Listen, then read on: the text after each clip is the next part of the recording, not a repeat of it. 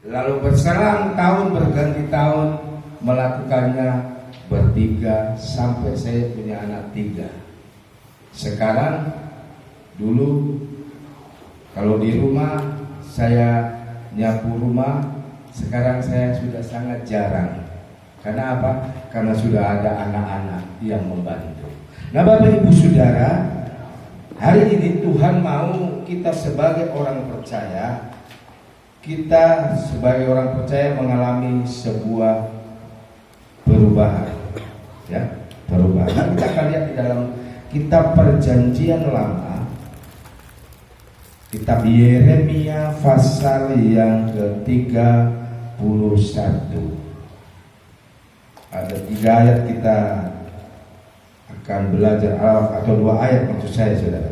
Yeremia 31 ayat yang ke-26 dan 28. Mari kita sama-sama bangkit berdiri.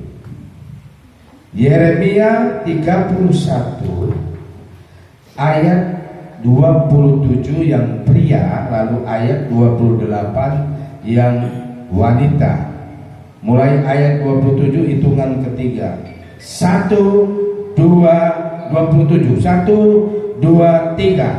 Sesungguhnya waktunya akan datang, demikianlah firman Tuhan, bahwa aku akan melimpahi kaum Israel dan kaum Yehuda dengan benih manusia dan benih hewan. Ayat 28, 1, 2, 3. Maka seperti tadinya aku berjaga-jaga atas mereka untuk mencabut dan merobohkan, untuk meruntuhkan dan membinasakan dan mencelakakan, demikianlah juga aku akan berjaga-jaga atas mereka untuk membangun dan menanam. Demikianlah firman. Puji Tuhan. Silakan duduk Bapak Ibu Saudara.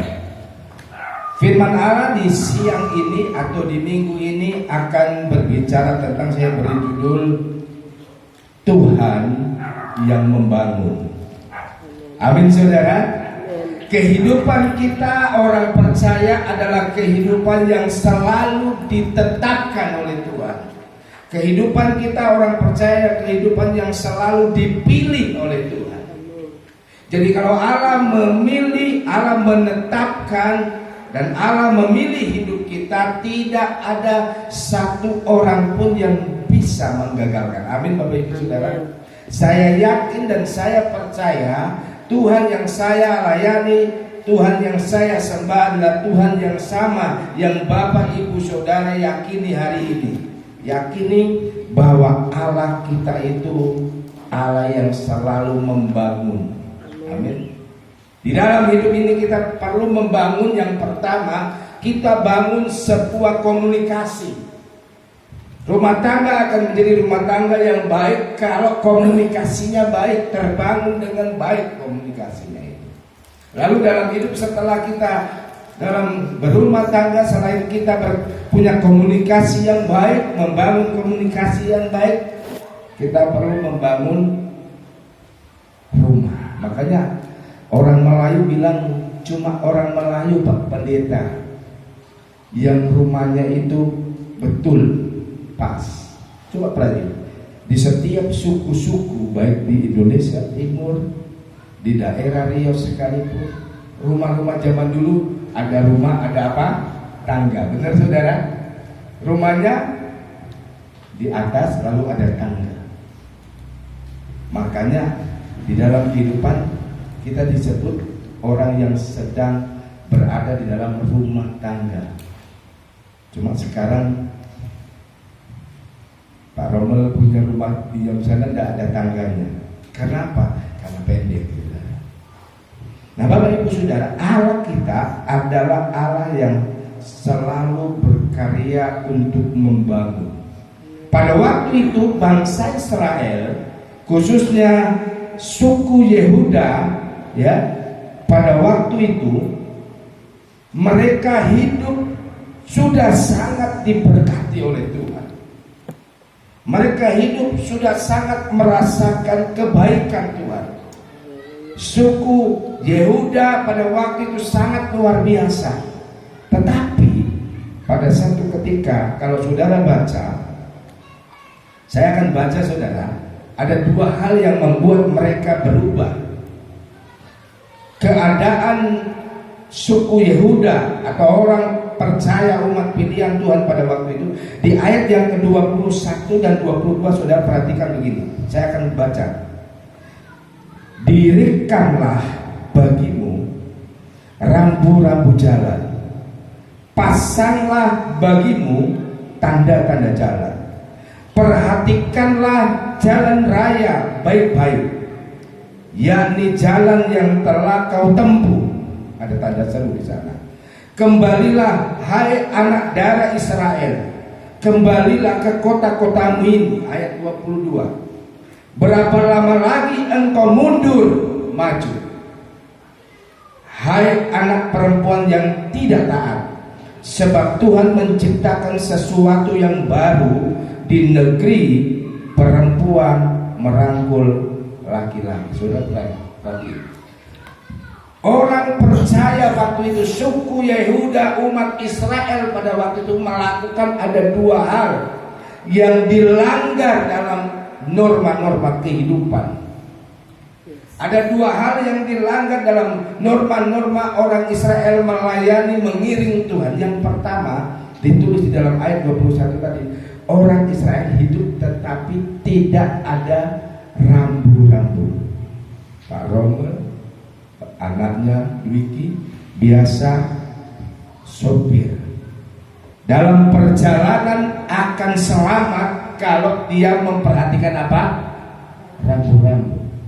Kalau ada rambu-rambu belok ke kanan lalu kita belok ke kiri, bisa apa saudara? Bisa masuk jurang, bisa nabrak pagar dan lain sebagainya. Kehidupan kekristenan, ada banyak orang percaya yang tidak menyadari ini.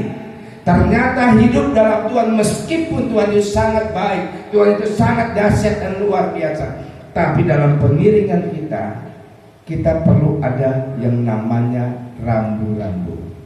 Amin Bapak Ibu Saudara.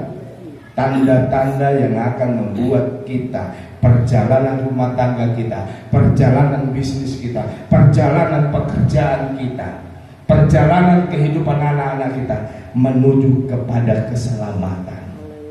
Yang pertama, kita perlu ada rambu-rambu. Ya. Di dalam perjanjian lama ada 10 rambu-rambu Tuhan. Berbicara tentang 10 hukum Taurat. Itulah aturan-aturan yang dibuat Tuhan. Ya. Di dalam hidup itu ada kekuatan adrikodaktri, kekuatan Tuhan yang tidak dapat kita rubah. Jadi yang pertama, umat Israel sudah melanggar rambu-rambu itu, tanda-tanda jalan. Yang kedua, ada di dalam bahasa Alkitab tadi, di dalam ayat 22 tadi, saya akan mulai baca. Berapa lama lagi engkau mundur maju? Orang Israel kehidupan pengiringannya kepada Tuhan, dia tidak maju dulu, dia mundur maju, mundur maju. Artinya apa saudara? Kekristenan, pengiringan orang percaya pada waktu itu stagnan, tidak mau bergerak. Ayo kita melayani Tuhan, mana jo duluan? Ayo kita setia sama Tuhan, mana jo duluan? Kehidupan yang kedua, kekurangan ataupun saya katakan kesalahan fatal yang dilakukan oleh umat Israel, suku Yehuda, umat pilihan Allah. Mereka melayani Tuhan, mereka mundur maju, mundur maju. Masih lumayan kalau mundurnya 1, majunya 3. Berarti 2 langkah lagi ke depan. Tapi persoalannya, mereka mundur 5 langkah, maju 1 langkah, mundur 5 langkah, maju 1 langkah. Makin maju atau makin mundur Bapak Ibu Saudara? Mundur. Dan ini yang diperhatikan oleh Tuhan. Maka kadang-kadang di dalam kekristenan itu kita merasa seolah-olah Tuhan kejam. Di dalam hidup ini seolah-olah kita merasakan, kok Tuhan aku udah setia sama Tuhan, kok gini ya? ada empat M yang Tuhan lakukan. Karena dosa, karena kesalahan, karena cara hidup yang tidak berkenan, cara hidup yang tidak maju dalam Tuhan, cara hidup yang kedua tadi tidak memperhatikan rambu-rambu Tuhan. Tuhan buat 3M di dalam ayat pokok yang kita baca. Ayat yang ke-27, sekali lagi saya mau baca saudara. Ayat 28 maksud saya saudara. Begini, maka seperti tadinya aku berjaga-jaga atas mereka. Bayangin, tadinya Tuhan menjaga, melindungi, tapi ini Tuhan jaga untuk apa? Yang pertama, M yang pertama di dalam ayat 22, ya, aku berjaga-jaga atas mereka untuk apa? Dicabut berkatnya, ya, dicabut kelimpahannya, dicabut kesetiaan, kesehatannya.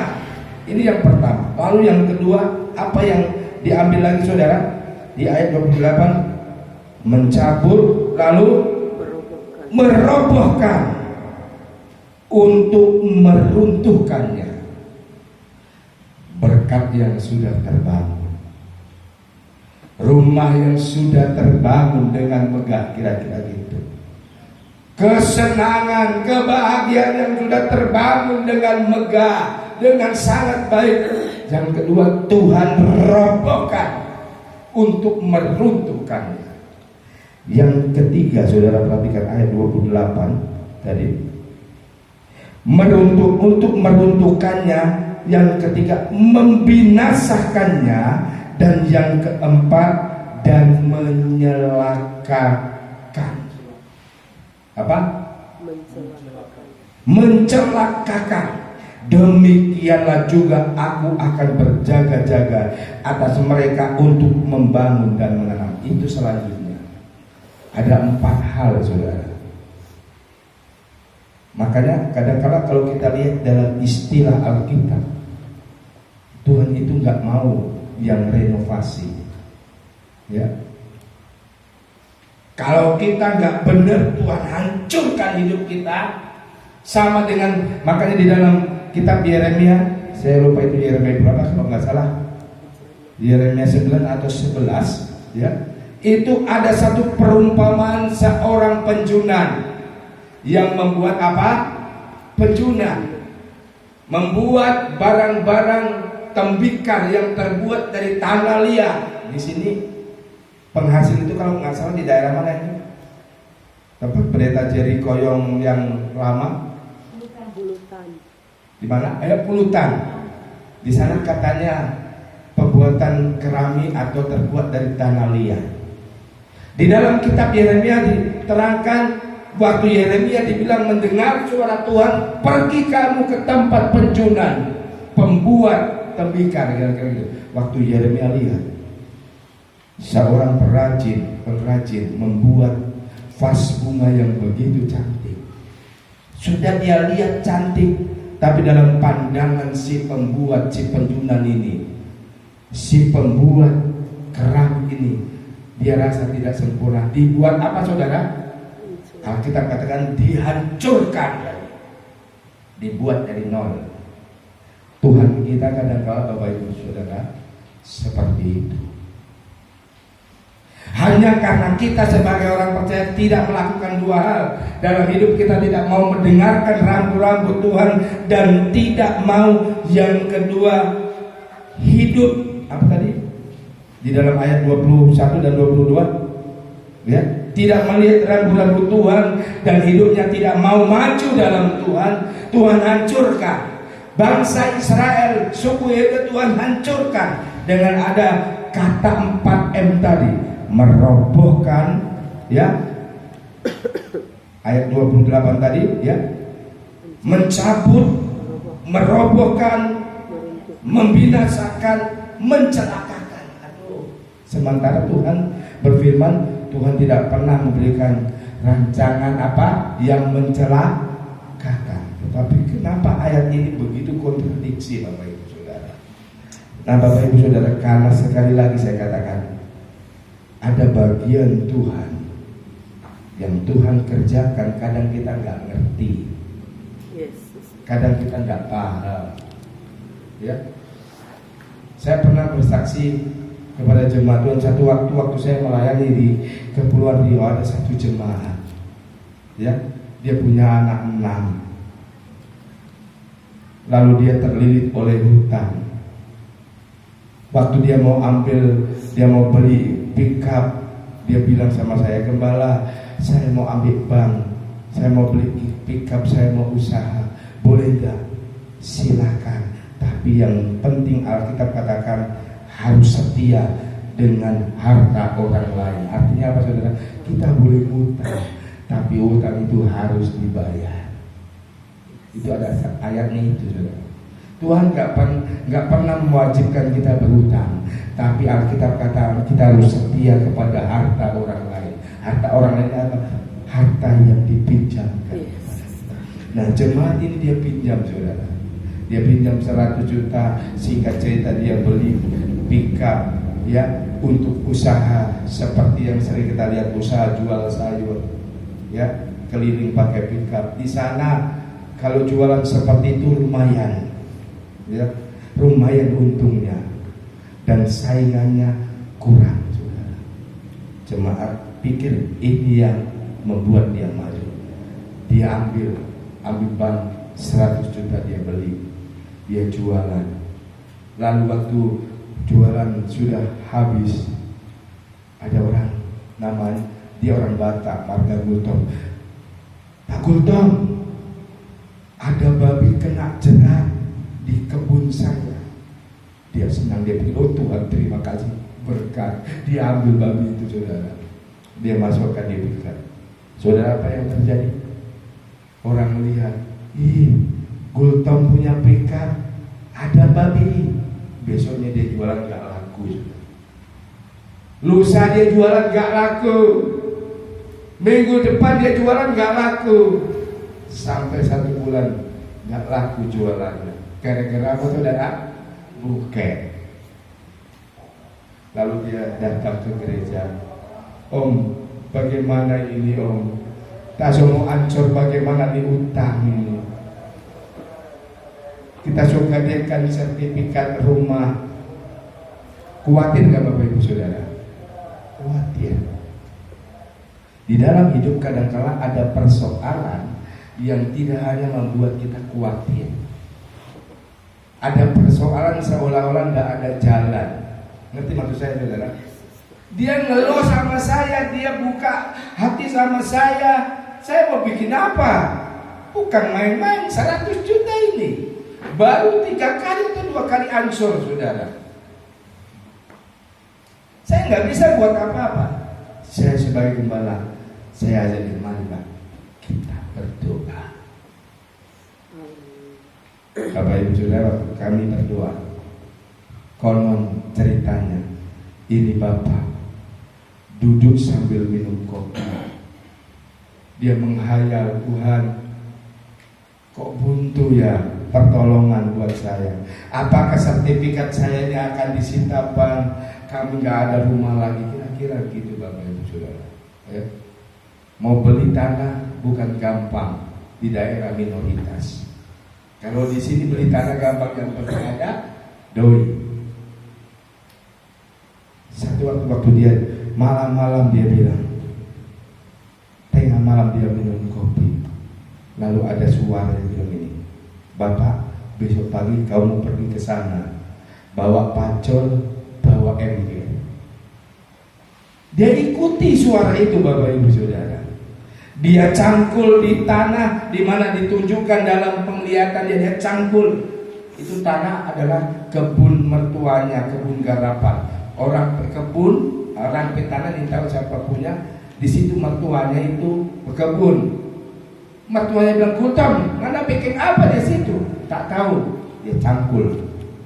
Saudara tahu, waktu dia cangkul, dia lihat ada kuning-kuning. Apa saudara? Emas. Waktu dia lihat, emas itu. Cuci-cuci, betul-betul emas saudara. Saudara jual dapat 9 juta. Cuma ini Pak Gultom ini mulutnya ember. Waktu dia 9 juta, sebelum 9 juta dia jual, dia bisa bayar asuran. Besok dia gali lagi, dapat lagi. Ternyata karena mulut embernya, aku dapat emas loh di jantungnya. Orang Melayu baru nyadar, ternyata itu dulu kampung orang Cina kuno, kampung orang Cina lama, orang sudah gak ingat lagi. Jadi orang-orang Cina katanya dulu konon kalau meninggal dikubur sama harta-hartanya situ. Bapak Ibu Saudara, kadang-kala ada persoalan yang kita nggak bisa atasi dengan pikiran kita, dengan hikmat kita yang diberikan oleh Tuhan, kira-kira gitu. Mentok. Saya sebagai gembala mentok, nggak tahu, ya. Waktu ada persoalan yang kita tidak dapat hadapi, lalu kita hanya berkata, Tuhan, tolong Tuhan. Ada cara Tuhan. Itu Allah kita, saudara. Ya. Singkat cerita, orang-orang Melayu itu gali semua.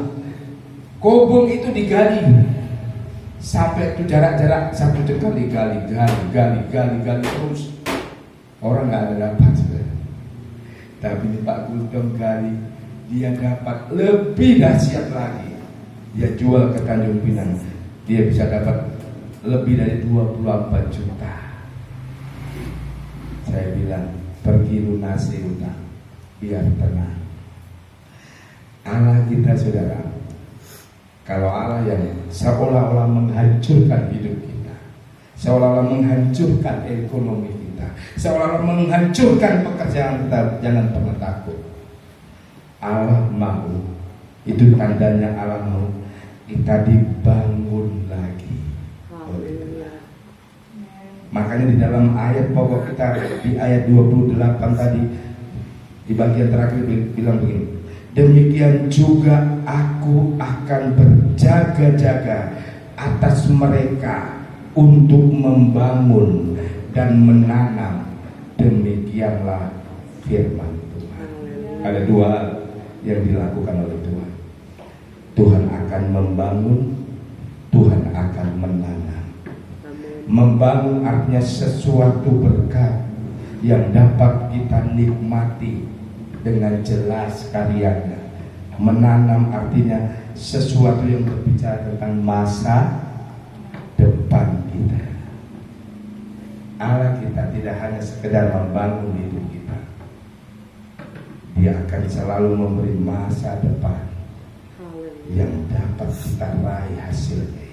Nah Bapak Ibu Saudara, secara cepat saya mau kasih tahu kepada kita, orang Israel, suku Yehuda dihancurkan dengan kata 4M tadi, mencabut, merobohkan, lalu membinasakan, bahkan mencelakakan. Ada 4 hal kata yang kita tidak mau itu terjadi dalam hidup kita. Tapi kalau itu ada kata itu diizinkan oleh Tuhan, berarti Tuhan mau membangun hidup kita. Makanya minggu lalu saya ayat firman Allah, kalau saudara yang beribadah, ingat enggak saudara? Kalau keluarga besar Pak Ramal hari minggunya nggak ibadah karena mau melihat anak kesayangannya menikmati rumah tangga baru. Minggu lalu saya berkata, barang siapa ada di dalam Kristus, dia adalah apa? Ciptaan yang baru, bukan renovasi yang baru, enggak. Barang siapa ada di dalam Kristus, dia adalah ciptaan yang baru, yang lama sudah berlalu. Artinya apa? Yang lama tidak berlaku, yang lama expire, yang lama tidak berguna. Tetapi kehidupan baru ini, yang lama sudah berlalu, sesungguhnya yang baru sudah datang. Makanya dalam istilah saya tadi katakan, seolah-olah Tuhan tidak suka renovasi, Tuhan mau bangun yang baru. Maka waktu kita dibaptis, diselamkan, keluar, apa dibilang? Orang bilang selamat hidup baru. Jadi waktu kita baru keluar dari air baptisan, itu kita kehidupan yang fresh, kehidupan yang disucikan, kehidupan yang akan membuat kita luar biasa. Nah, ada tujuan Allah. Kenapa kalau Tuhan seolah-olah izinkan kita menghadapi 4M tadi? Keadaan yang mengecewakan, keadaan yang merobohkan, keadaan yang mencelakakan. Jangan pernah kita khawatir. Allah kita itu punya tujuan. Tujuannya yang pertama, tujuan Allah dalam hidup kita, kalau kita sudah diberkati oleh Tuhan dan kita tidak mengalami 4M ini, yang pertama kita harus, saya tulis, kita harus jadi saksi. Amin saudara. Mana lebih apa namanya itu? Mana lebih hebat, saksi atau bersaksi? Ya, saya bersaksi. Saya bersaksi contohnya. Saya punya jemaat, puji Tuhan loh.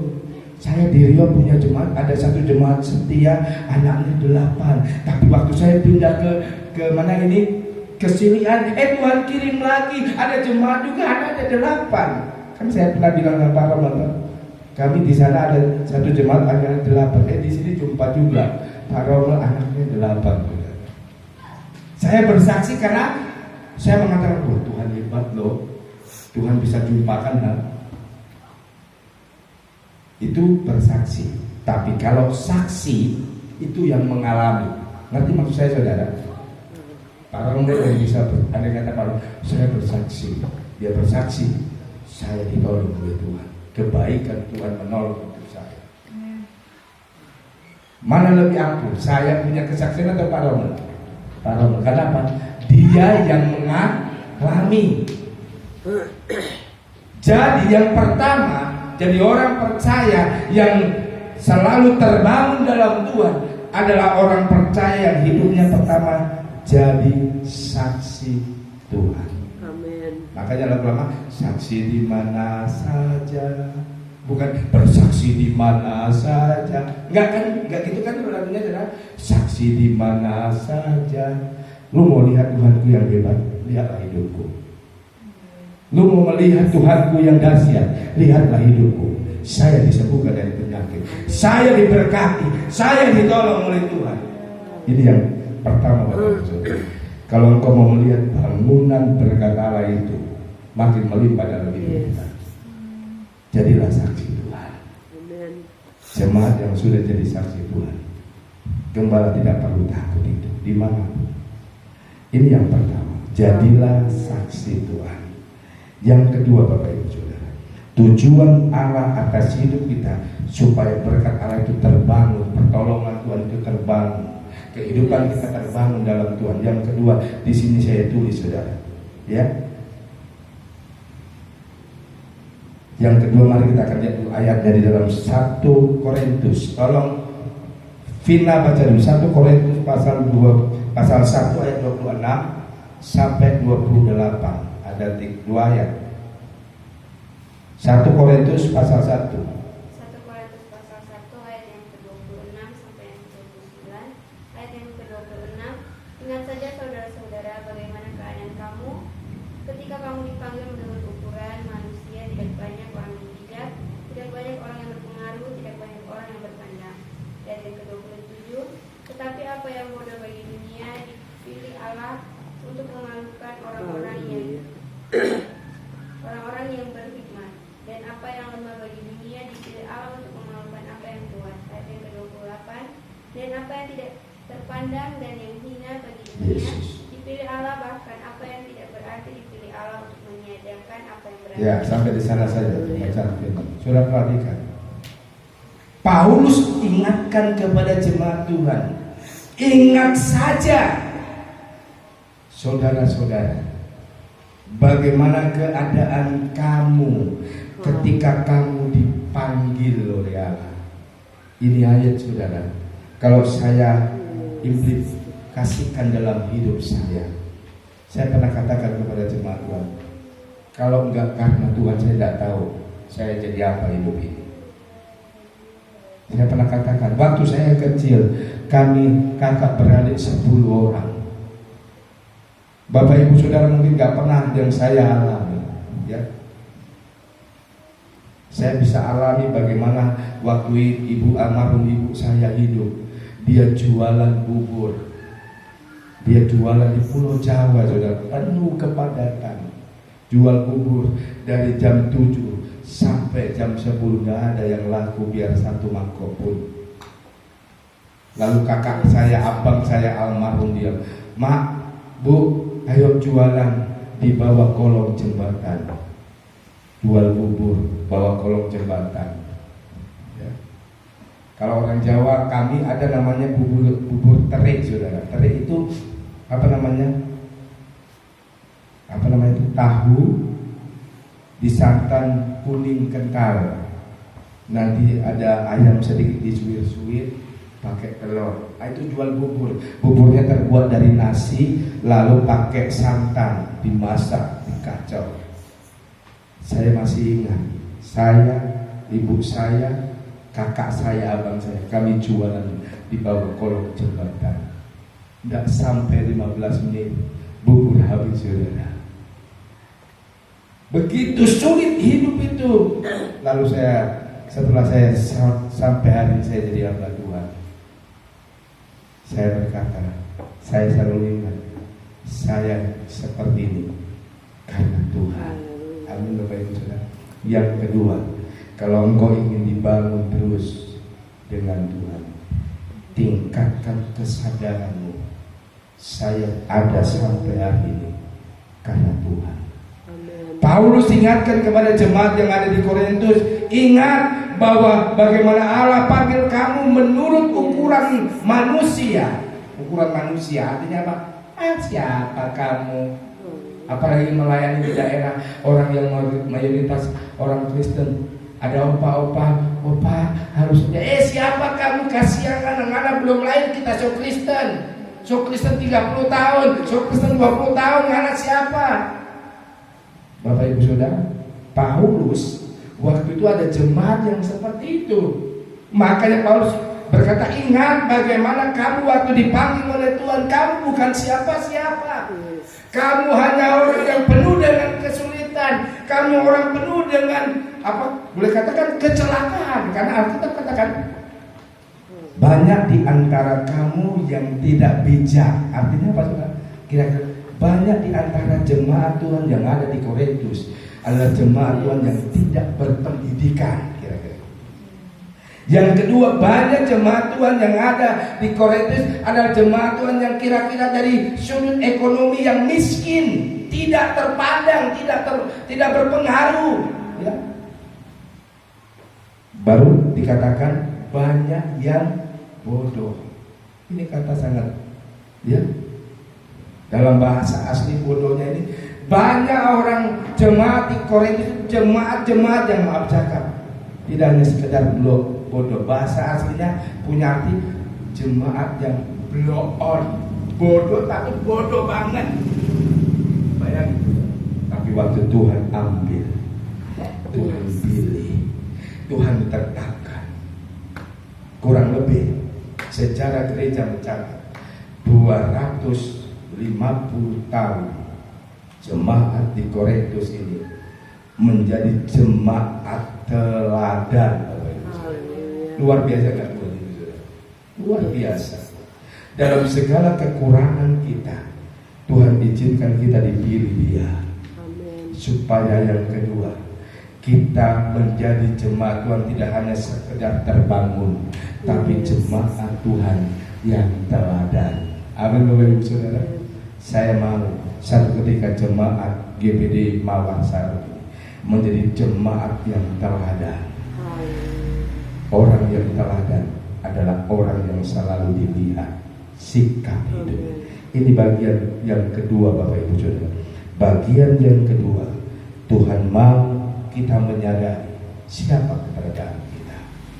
Dan Tuhan mau kita menjadi umat yang teladan. Mau meneladani berkat Tuhan ada di Mawar Sarung. Mau meneladani kesetiaan Tuhan ada di Mawar Sarung. Mau meneladani kuasa Tuhan ada di Mawar Sarung. Ini yang saya rindukan, Bapak Ibu. Yang kedua, mari kalau kita ingin dibangun terus di dalam Tuhan, kita memberikan kualitas yang terbaik. kita menyadari, Tuhan, aku ada karena Engkau. Amin. Beberapa hari lalu saya nyanyi, bukan karena kecakapanmu. Kalau kita hari ini kita dipilih Tuhan, kita hari ini kita dirindukan oleh Tuhan menjadi jemaat yang teladan, jemaat yang setia. Mari kita mau lakukan itu, saudara. Karena yang kedua, ada tujuan Tuhan dalam hidupmu, dalam rumah tanggamu, dalam setiap pribadi kita. Ini yang kedua. Yang terakhir, saudara, yang terakhir, bagaimana cara kita dapat terbangun dalam Tuhan terus. Di sini saya tulis di ayat yang ke-23. Mari kita akan lihat juga dalam ayat pokok kita dari Yeremia ayat yang ke-23 bilang gini. Beginilah firman Tuhan semesta alam, Allah orang Israel. Orang akan mengucapkan perkataan ini lagi di tanah Yehuda dan di kota-kotanya. Apabila aku telah memulihkan keadaan mereka, Tuhan kiranya memberkati engkau, hai tempat kediaman kebenaran, hai gunung yang kudus. Ayat 24. Di sana akan duduk Yehuda beserta segala kotanya, petani-petani dan orang-orang yang mengembara dengan kawanan ternaknya. Ayat 25. Sebab aku akan membuat segar orang-orang yang lelah, dan setiap orang yang merana akan kubuat puas. Ayat 26. Sebab itu aku bangun dan melihat, tidurku menyenangkan. Ayat 27. Sesungguhnya waktu akan datang. Ini ayat pokok kita tadi, sudah perhatian. Allah yang ketiga, Allah kita itu Allah yang sangat dahsyat. Amin. Katakan, Allah yang dahsyat. Allah yang Ini dahsyat. Allah kita juga. Dahsyat ya apa? Menyegarkan hidup kita. Ada bahasa Alkitab tadi, ya, yang letih, yang lesu disegarkan. Di ayat yang ke-26, sebab aku akan membuat segar orang-orang yang lelah. Kadang-kadang melayani Tuhan, ngiring Tuhan lelah. Dengar Bapak Ibu Saudara? Oh gembala, minta berkat, malah tuh berkat hilang gembala. Minta sehat, malah sakit mulu gembala. Benar saudara? Kadang-kadang ada rasa lelah, ada rasa capek. Allah gitu, itu Allah dahsyat. Dia memberi kita kesegaran. Amin. Ya, bahkan ayat yang selanjutnya tadi dikatakan di dalam ayat yang ke-22 dan selanjutnya, Allah kita itu tidak hanya sekedar luar biasa, tidak hanya sekedar menyegarkan. Dia membuat tidur kita itu menyenangkan. Tahu tidur menyenangkan saudara? Ya. Apalagi kalau orang sedang bercinta, baru ketemu pacarnya, begitu tidur, oh sayang, selamat tidur ya, mimpikan aku, pret. Betul saudara? Begitu berumah tangga, jangan tidur mulu, sudah gak berhasil nih, kira-kira gitu saudara. Alkitab katakan kalau Allah menjamah hidup orang percaya, dikatakan sampai tidur kita itu menyenangkan. Saudara masih ada ingat satu ayat? Orang percaya sedang tidur, firman Tuhan bilang, Tuhan memerintahkan berkat ada dalam hidup orang percaya yang sedang tidur.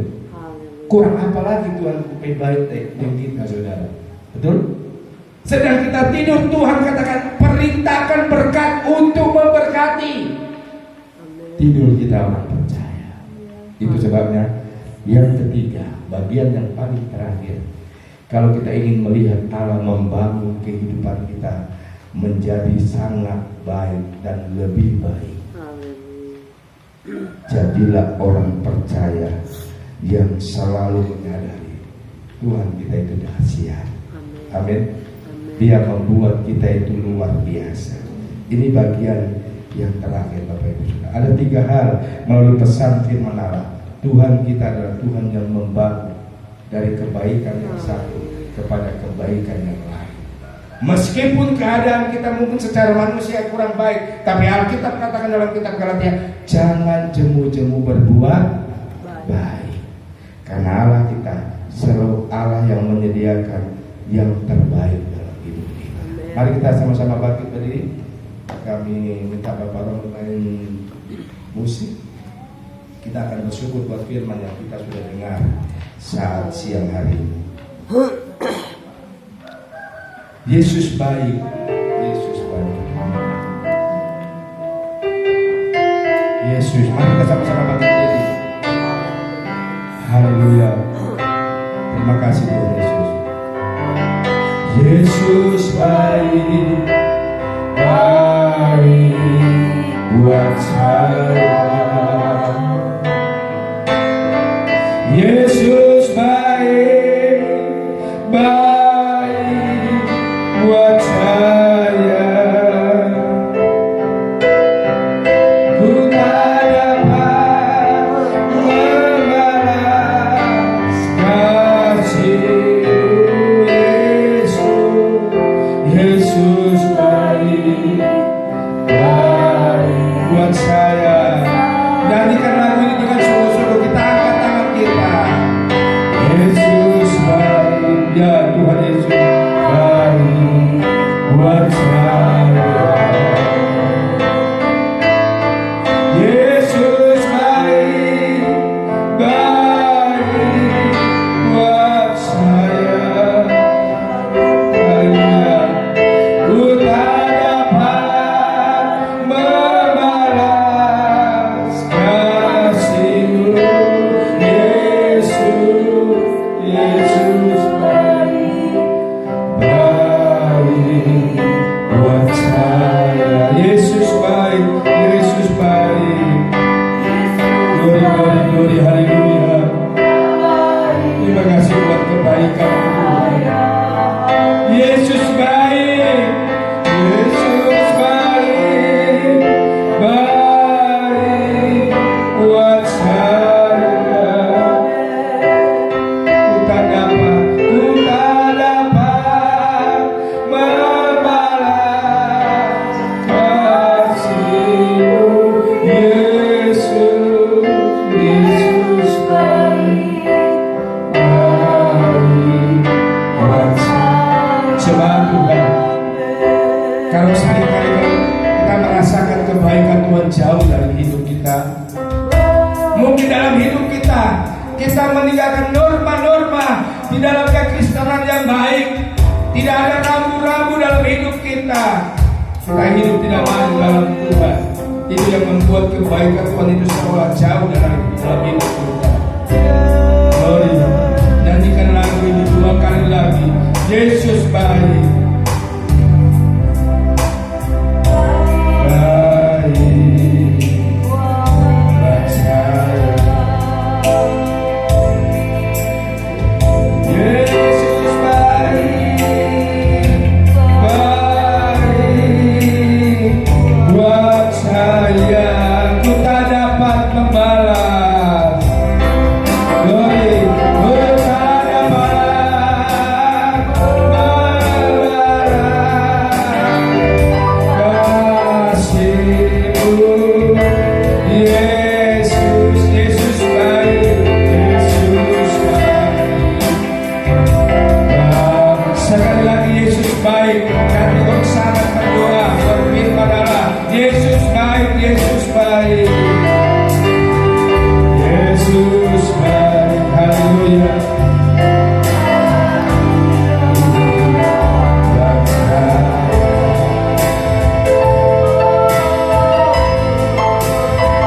Yesus baik, baik. Amin. Glory, haleluya, haleluya, haleluya. Kita dapat membalas. Terima kasih Tuhan Yesus.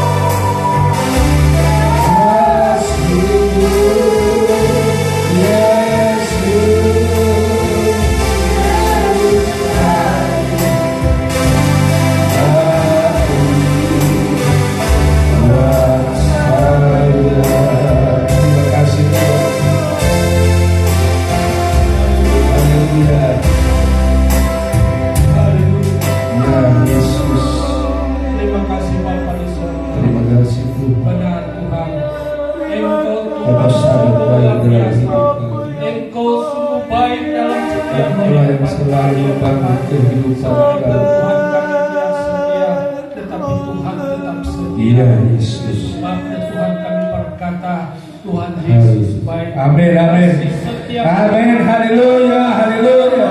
dalam kehidupan kami. Terima kasih. Kasih Tuhan kami tidak dapat membalas, tetapi kami hanya balas. Yesus.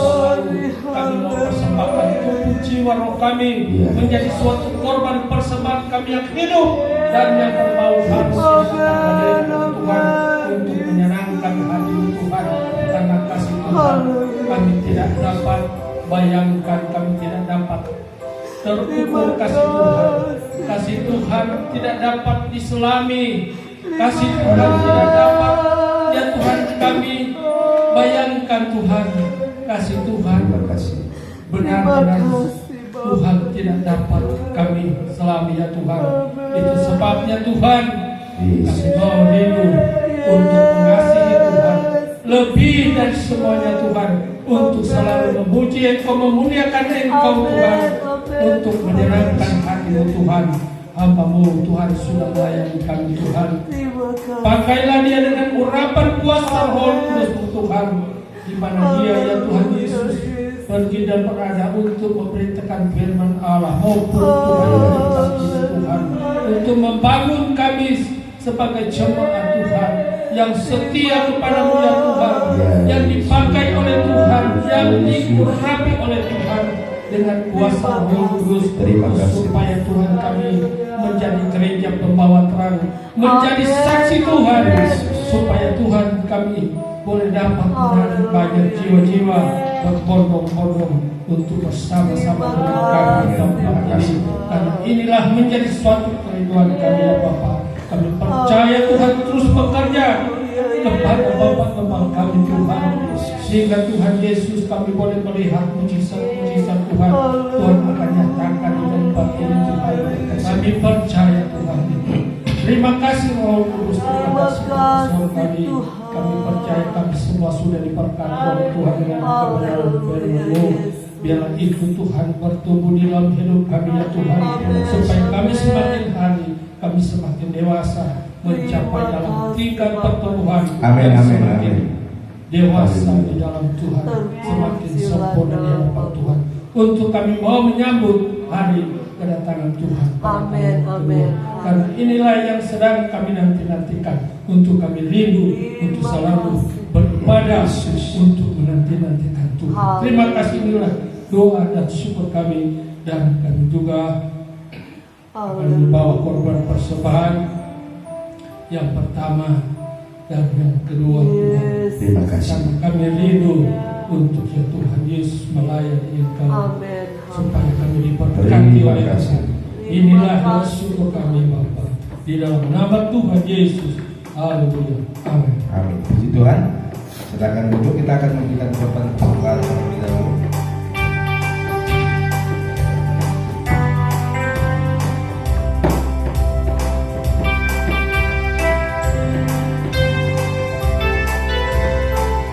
Amin. Haleluya.